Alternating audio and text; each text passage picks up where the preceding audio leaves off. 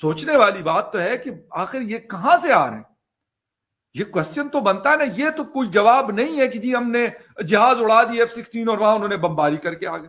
ओ भाई, जब उनके पास एयरफोर्स ही नहीं है तो आपका कोई कंपैरिजन नहीं है। आप तो कोई जिसे कहते हैं तके से तका ड्रोन भी भेज देंगे तो उसको भी वो नहीं मार गिरा सकते।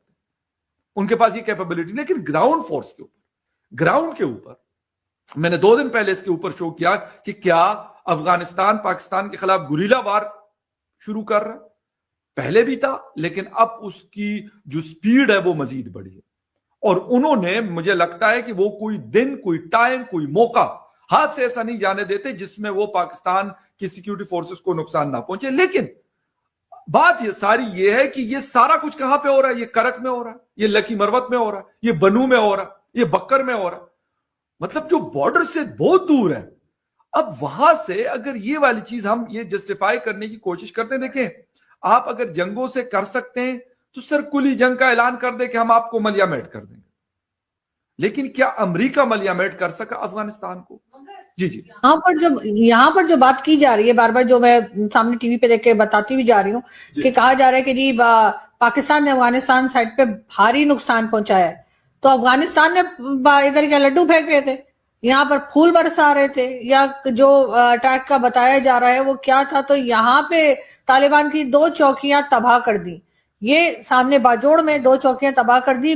उन्होंने क्या तबाह कर दिया ये खबर नहीं आ रही, मगर ये बहुत बड़ा प्रॉब्लम है। आधी न्यूज आती है पाकिस्तान में, मतलब उन्होंने भी तो कोई ना कोई नुकसान किया होगा ना, चाहे कम किया हो ज्यादा किया हो, लेकिन कुछ नुकसान, वो डिटेल्स जो है वो नहीं बताई जाती। कई बार हम सुनते हैं, इंडियन मीडिया पे सुनते हैं या इंटरनेशनल मीडिया पे सुनते हैं, तब हमें पता लगता है। लेकिन अभी बार बार इस वक्त भी इंफॉर्मेशन मिनिस्टर साहब जो हैं उनकी तरफ से यही बताया जा रहा है कि जी फौरी तौर पे मौसर जवाब दिया गया है, फौरी तौर पे अफगानिस्तान को रिप्लाई किया गया है या उनकी तरफ अटैक किया गया है। लेकिन पाकिस्तान में क्या नुकसान हुआ है ये नहीं बता रहे। अच्छा, ये हम किसी जंग में नहीं बताते, ये हमने कारगिल के टाइम पे भी नहीं बताया, जो अगर मेरी याददाश्त कारगिल तक की है, क्योंकि कारगिल पे भी नहीं बताया हमने। अभी रिसेंटली जो ऑपरेशन सिंदूर हुआ था उसमें भी हमने अपना नुकसान नहीं गिनाया।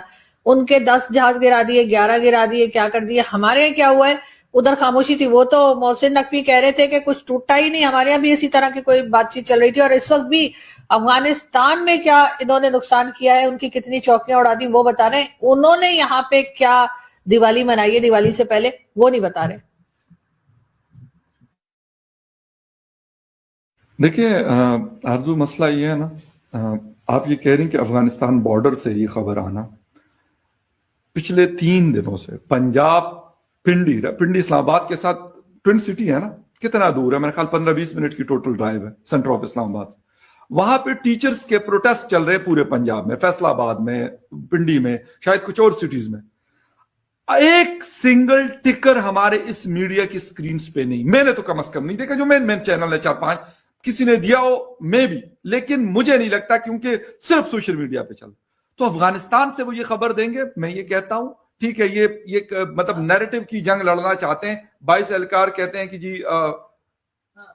जी जी जी जी, वही मैं भी कह रही थी कि 22 एहलकार बता रहे हैं अफगानिस्तान साइड के जो तालिबान थे उनके 22 एहलकार कह रहे हैं मारे गए हैं, और उधर से कह रहे हैं कि नाकाम हमला। मतलब कामयाब हमला क्या होता है कि यहाँ पर भी 25-50 मारेंगे तो कामयाब हमला। तो हर जगह वहां बलूचिस्तान में अटैक होता है वो भी नाकाम हमला होता है, इधर होता है ये भी नाकाम हमला होता है। तो ये इनका कामयाब हमला क्या है? और ये प्लीज आप साथ साथ अगर न्यूज को अपडेट भी देते जाएं लोगों को तो अच्छा रहेगा। देखिए आरजू, मैंने कहा ना कि ये शायद समझते हैं कि आज के दौर में हम सिर्फ एक नैरेटिव बिल्डअप कर लेंगे। बिल्डअप होता है, मैं ये नहीं कहता कि नहीं, दुनिया करती है, लेकिन उसके लिए ग्राउंड बनाए जाते हैं, उसके लिए एक सेटअप बनाया जाता है। देन मैं कहता हूं कि पाकिस्तानी मीडिया इस वक्त, अनफॉर्चुनेटली, मैंने कहा ना कि रावलपिंडी के अंदर गुज़िश्ता दिन एक बहुत बड़ा प्रोटेस्ट चला है, हजारों के हिसाब से, एक सिंगल मैंने कहा टिकर नहीं चला। फुटेज तो छोड़ दें, कोई यकीन करेगा इस मीडिया के ऊपर? अफसोस मुझे ये देखें, आप फ्री मीडिया को रखें, उसके ऊपर फिर ये कहते हैं अल जजीरा के ऊपर पाबंदी लगाने की आपको जरूरत नहीं पड़ेगी, बीबीसी से आपको गिला नहीं करना पड़ेगा, आपको किसी और CNN से, याल्दा हकीम की स्काई न्यूज वाली से आपको गिला नहीं करना पड़ेगा, क्योंकि आपका अपना मीडिया ग्राउंड से प्रॉपर रिपोर्ट करेगा।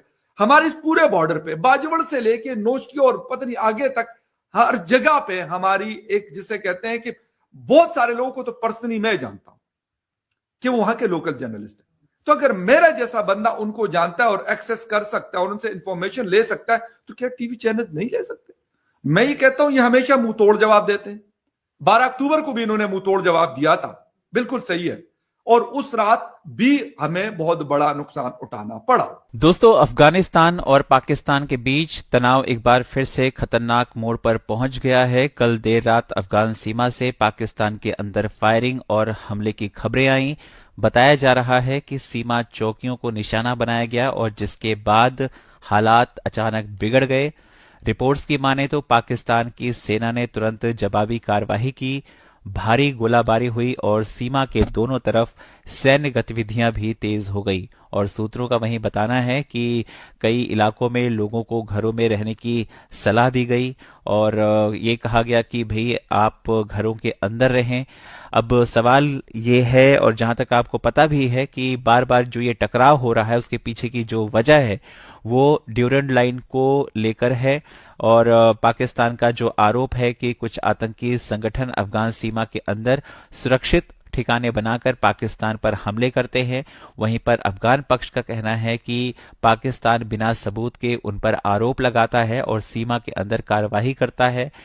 कई महीनों में हाल में आपने देखा कि लगातार जो झड़पें हैं वो बढ़ती जा रही है, लेकिन इस बार जो मामला है वो थोड़ा ज्यादा गंभीर दिखाई दे रहा है, क्योंकि अभी पाकिस्तान ने अफगानिस्तान के कई शहरों के अंदर हमले किए थे और इस बार जो जवाबी कार्रवाई है वो तालिबानियों के द्वारा दिया जा रहा है।